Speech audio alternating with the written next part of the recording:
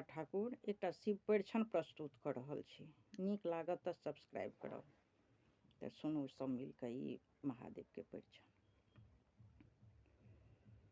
चल गौरी बड़ पर छी आन, चल गौरी बड़ पर छी आन, नाच गान करैत हे साजी डाला, पान चानन साजी डाला, पान चानन लेसी चाऊ मुख दीप हे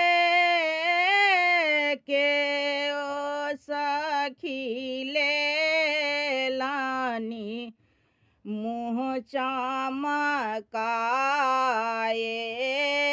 के ओ सखी लेलानी, मुँह चमकाए। पढ़थिन राजा के गाड़ी है,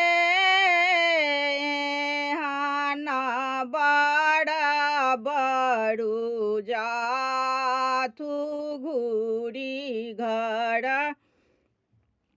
एहाना बड़ा बड़ू जाथू घूरी घर, हमने करब जमाए हे बसाहा चढ़ी कए, आयला दिगंबर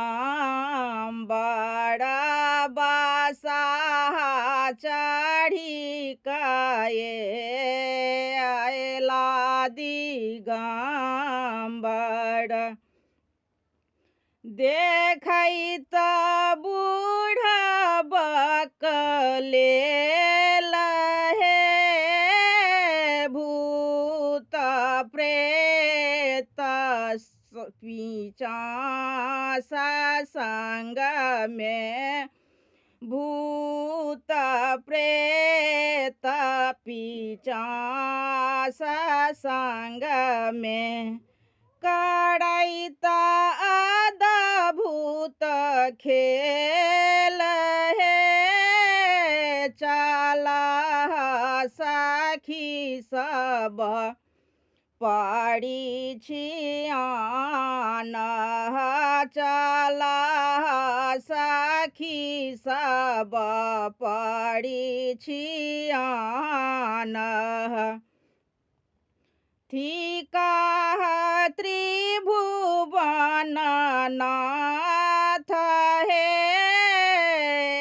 बड़ लाए गौरी जप तप के लानी, एहि बड़ लाए गौरी जप तप के लानी, शिव देखी भेली सनाथ हे, चल सखी सब